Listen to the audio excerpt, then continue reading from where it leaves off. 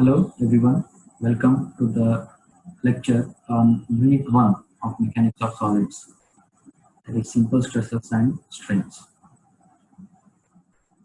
In previous class, we have already discussed about the introduction to the mechanics of solids. In that, we have seen what is mechanics of solids and what is the classification of mechanics and what are the course outcomes of this mechanics of solids and what is the syllabus of the mechanics of solids. So today we will start our discussion unit wise, and unit 1 we will start the discussion. Unit 1 is simple stresses and strains.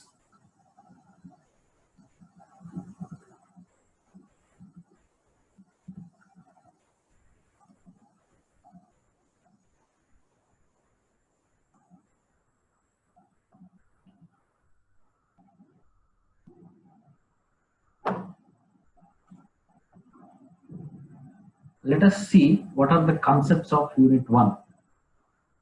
So unit 1 is having these many concepts. In that, first one is simple stresses and strains and their types. Next, we will be learning elasticity and plasticity. Then Hooke's law, stress strain diagram for mild steel. Next one is working stress and factor of safety. Next one is lateral strain and Poisson's ratio. Then elastic moduli and relationship between them. Bars of varying sections, composite bars, thermal or temperature stresses, strain energy. So these are the concepts that we will be studying in unit 1 of mechanics of solids. So let us see one by one what are these concepts.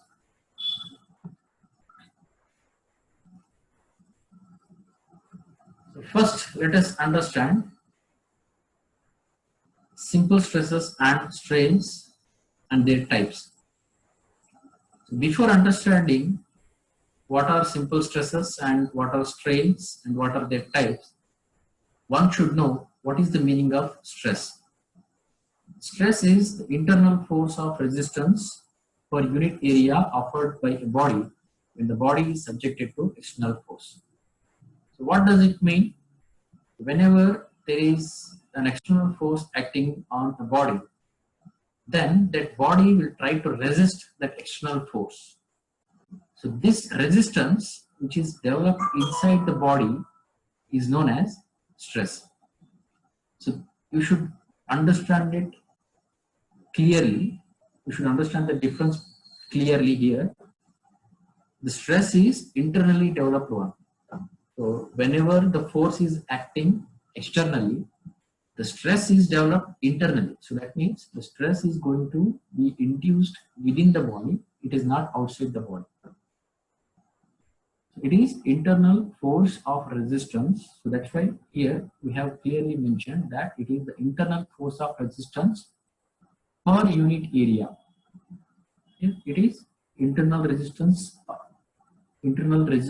per unit area offered by the body when that body is subjected to external force. So that is called as stress. So it is a basic definition of stress, and one should know this definition of stress to clearly understand the different types of stresses. Okay. Generally, this the stress is measured as force per unit area. So how can we measure this stress? It is measured as force per unit area, and it is generally denoted by the letter sigma. So this letter is sigma. So this is sigma. Mathematically, if we want to calculate the value of stress, then stress is equal to what? Sigma. That is equal to external force divided by area. So force divided by area. That you can represent external force by a letter P, or you can say F also. So this P represents external force and this A represents area on which this force is acting. this is how we can calculate the value of stress mathematically. And if you look at the SI units of stress, you can see here, if the force is expressed in Newton and area is expressed in millimeter square, then the SI unit of the stress will be Newton per millimeter square. But Newton per millimeter square or Newton per mm square is not only the unit for stress. There are other units of stress are also there. So what are the other units of stresses? They are Pascal and bar. So Pascal is denoted by capital P small a, and bar is written completely, it is bar. Okay, but you should know the conversion of these units, that means conversion of one unit to another unit. You should know that. So therefore, I have given here the relationship between different units of stress. So if you see here, 1 Newton per mm square is equal to 1 meganewton per meter square. That is equal to 1 megapascal. That is equal to 10 bar. So this is very, very important from the problems point of view, because whenever you are solving the problems, in problem, what they can do is they can give the value of stress in different units, like bars or Pascal or megapascal. So what you have to do is one should convert these units into SI units. So therefore, whenever you want to convert the unit of the stress into SI unit, you should know this relationship. Okay, so this is very, very important when we are solving the problems on these simple stresses and strains. Not only simple stresses and strains, coming all units, this is the basic thing you should remember. So this is the important relationship you should remember. So this is regarding the stress. So what is the stress? How can we calculate the value of stress? And how can we express the stress? Okay, so this is the basic definition of stresses and stress. Okay. Next, coming to strain. So now, after understanding stress, we should understand what is strain. So it is defined as the ratio of change in dimension to the original dimension. Also, what can you conclude from this definition? Here you can see here in this one diagram is there. Here we are applying the force. Okay, so whenever the force is applied, these types of forces, this force is axial pull force. Okay, whenever the axial pull force is applied, we can see that the length is increasing. Okay, so length is increasing, but the diameter may decrease in this case. Okay, when a rod is subjected to, let us take the example of rod. When the rod is subjected to two equal and opposite axial pull forces, then the length is going to change and also the diameter is going to change. Okay, so here we can define the strain as the ratio of the change in dimension. So that means after applying the force, there will be certain change in the dimension. The dimension may be either length or it may be diameter. Okay, both will be changing. So therefore, the change in the dimension after applying the force to the original dimension before applying the force is known as strain. So this is the basic definition of strain, because in the coming concepts we will be having different types of strains. So therefore, one should know the basic definition of strain. The basic definition of strain is the ratio of change in dimension to the original dimension. So the dimension may be anything, either it may be parallel dimension or it may be lateral dimension. So you should understand what is the difference between parallel dimension and lateral dimension. For example, if I consider this rod here, then the length of the rod is parallel to this post. So therefore, it is a parallel dimension, or you can say linear dimension. Okay, but the diameter is perpendicular. The diameter is perpendicular to this post. Therefore, this diameter is lateral dimension. So based upon this, we have different types of strains. Let us see them in the next concepts. Okay, but we should know the basic definition of strain, and it is the ratio of the change in dimension to the original dimension. So these definitions are very, very important, because they will be used in solving the problems. Okay. Next, So what will be the unit of the strain? We have seen the unit of stress is Newton per mm square. But what will be the unit of the strain? If you see here the definition, it is the change in dimension to the, or ratio of change in dimension to the original dimension. So it is dimension divided by dimension. So both are having same units. So they will be cancelled. So therefore, the strain is not having any what is a unit. So therefore, it is a unitless quantity. Then how will you denote this strain? We know that the stress is being denoted by sigma. Then the strain is denoted by letter epsilon. You can see here. Generally it is denoted by letter epsilon, or it may be denoted by small letter e. Okay, so mathematically, how can we calculate the value of strain? The strain is equal to what? Change in dimension divided by original dimension. So you can see here, this rod is subjected to two equal and opposite forces, axial pull forces. So they are pulling the rod. Okay, so then we can calculate the stress as force divided by cross-sectional area.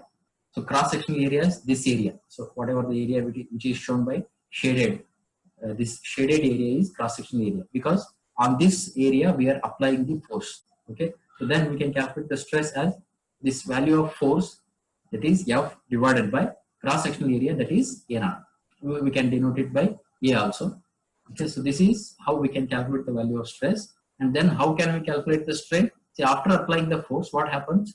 There will be a change in the length. Okay, let us say delta L is the change in the length, and L naught is the original length.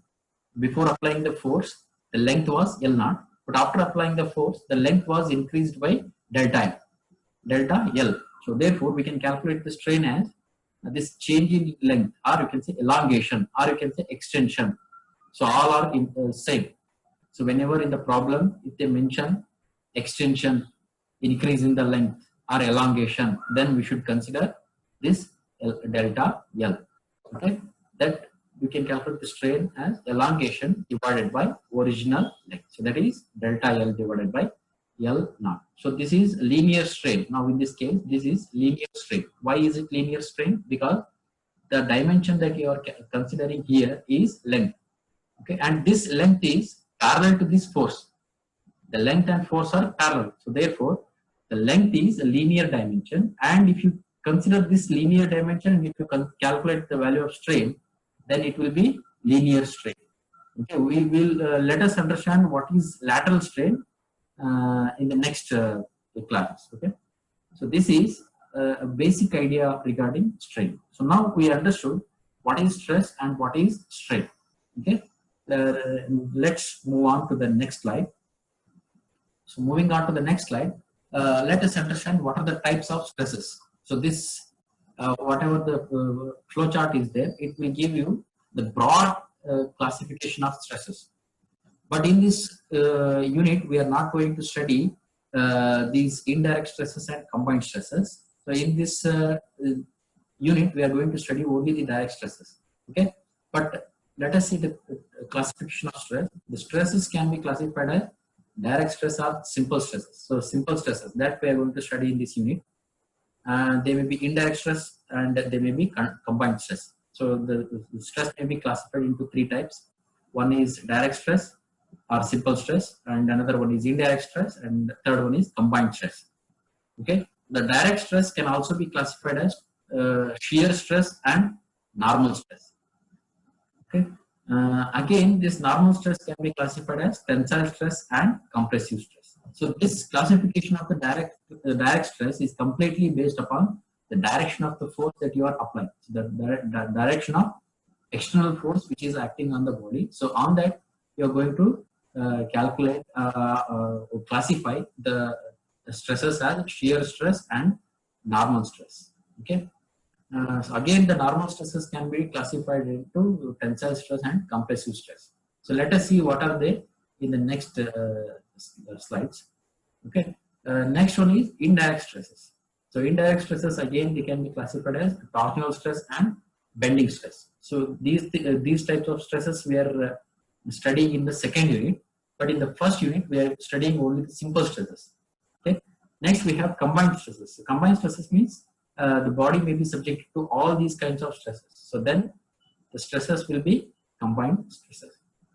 So this is the classification of stress. So you should remember this, and you should clearly understand what type of stress you are studying in unit 1 and what type of stresses you are studying in unit 2. Because there also will be calculating the stresses, and in the first unit also you will be calculating the stresses, but you should know what type of stresses you are calculating and what is the difference between them. Okay. Moving on to the next slide. So we have here how we can say the type of stress is a tensile stress, or it is a compressive stress, or it is shear stress. And so you can see here the direction of forces which are shown here. So based upon that, we can identify which type of stress is being induced within the body. So if you see in the previous slide, we have learned the different types of stresses. So if you see here, if you see this diagram, it is compression. So compression, you can easily define this compressive stress by saying this diagram. So what does it showing? It is showing what does it indicate? This figure indicates that when the body is subjected to equal and opposite axial push forces, so it is pushing the body. So when it is subjected to two equal and opposite axial push forces, then the stresses will be compressive stresses. You can see this diagram. Okay, and if you see here tension. So if the body is subjected to equal and opposite axial pull forces, then the stress induced will be tensile stress. Okay.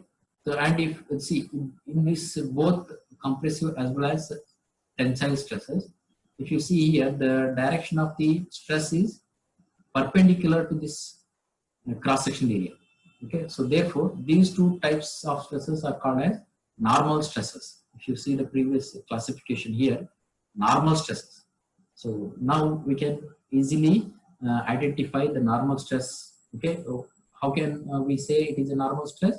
When the force, external force acting is perpendicular to the cross-sectional area, then the stress developed is normal stress. Okay, but again, if the force is perpendicular to the cross-sectional area, again we have two possibilities. One, it may be pushing the body or it may be pulling the body. So again, based upon this, we have two types. One is tensile stress and another one is compressive stress.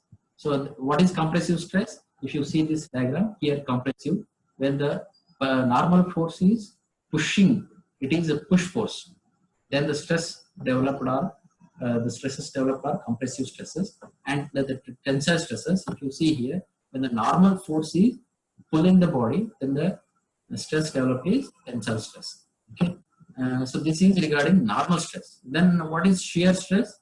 So I have already told you that this classification of this direct stress or simple stress is completely based upon the direction of the force, external force acting on the body. So here in the normal stress, the force will be acting perpendicular to the cross-sectional area. But in the shear stress, if you see in this diagram here, shear stress, the force is acting parallel to the cross-section of the body. So the stresses developed when the force is acting parallel to the cross-section of the body, then the stress is called as shear stress. Okay. Next, these types of stresses are complex stresses or combined stresses. Let us not be worried about them now. As of now, we will skip this and we will study them in the next classes. Okay, so this is now we are only studying the simple stresses. So you can see here simple stresses. Okay, so this also will give you the idea of the tensile stress, compressive stress, and shear stress. So all three of them are simple stresses. So only these three we are going to study in the first unit. So we should remember this. Okay, again you can see here tensile stress. The force is perpendicular to the cross-sectional area. Compressive stress, the force is perpendicular to the cross-sectional area. But only the difference is in the tensile stress, the force is pulling force, and in the compressive stress, the force is pushing force. And in case of shear stress, the force is acting parallel to the cross-sectional area. So this is the stress developed when the force acting parallel to the cross-section area is called a shear stress.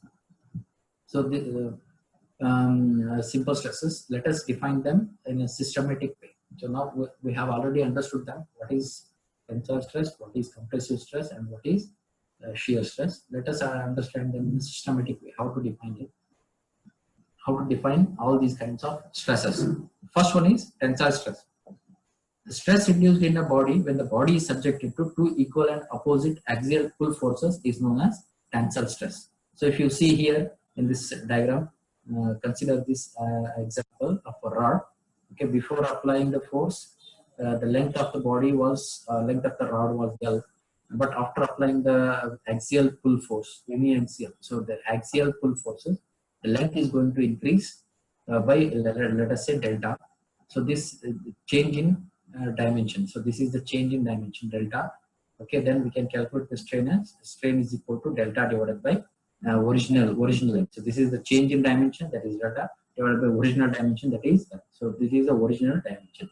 Okay, so this is tensile strain. In this case, you should know what is tensile stress as well as what is tensile strain. The tensile stress is the stress induced in the body when the body is subjected to two equal and opposite axial pull forces is known as tensile stress. And tensile stress, tensile strain is the ratio of increasing the length. So increasing the length to the original length. Definitely, whenever the axial pull forces are acting on this rod, definitely there will be increase in the length. So therefore, tensile strain you can directly define it as is the ratio of increase in the length. Not like we define the general definition of strain. So in the general definition of strain, we have defined it as it is the ratio of change in dimension to the original dimension. But here in this case, the dimension is length, and the change in dimension is what? There is an increase in the length. So therefore, we can directly define it as it is the ratio of the tensile strain is the ratio of increase in the length to the original length. So this is regarding tensile stress and tensile strain. Second one is compressive stress. So I have already told you only three types of simple stresses are there. First one is tensile stress. Second one is compressive stress, and third one is shear stress. So first one we have already learned. Second one is compressive stress. The stress induced in a body when the body is subjected to two equal and opposite push forces is known as composite stress. Okay, so here if you see this diagram, these two forces are axial, they are equal and opposite, and they are acting and they are pushing the body. So therefore, when these type of forces are acting, there will be stress induced within the body, and this type of stress is known as compressive stress. Okay, and when these kind of forces are acting, definitely there will be decrease in the length. So therefore, you can define the compressive strain as the ratio of the decrease in length to the original length. So if you consider here, L naught is the original length and delta L is decrease in the length. So that means there will be a change in the length. That means there will be decrease in the length. So this, so therefore we can define compressive strain as delta L divided by L naught. Here in this case, delta L is decrease in the length and L naught is original length. So this is compressive stress. And the third and the last one is shear stress. And how can you define this shear stress? The stress induced in the body when the body is subjected to two forces parallel to the cross-sectional area is known as shear stress. Already we have seen a diagram. So if you see this diagram here, if you see this diagram, so this cross-sectional area is there. So this cross-sectional area, this force is acting parallel, and to the bottom cross-sectional area, this force is acting parallel, but they are acting opposite. So if two equal and opposite forces, parallel forces are acting, so then the stresses developed are called as shear stresses. Okay, and if you now shear strain, it is the ratio of the deformation to the original length perpendicular to the direction of the force. If you see here engineering shear strain, it is denoted by lambda. If you see this one, that is equal to W divided by L. So what is W here? The W is, it is this one, deformation. So whenever the force is acting parallel, we can see that this vertical side will be displaced. vertical side will be displaced by distance, that is W. So this deformation is W, and this deformation, okay, divided by L. So what is L? L is this dimension, so or length. So this length is perpendicular to the direction of the force. So the force is acting in this direction, but this length is perpendicular to this force. Okay. So therefore, the shear strain is what? It is the ratio of the deformation to the length, which is perpendicular to the direction of force. If you see here, this is the direction of force and this is length. Okay, so both are perpendicular to each other. So this is what shear strain is.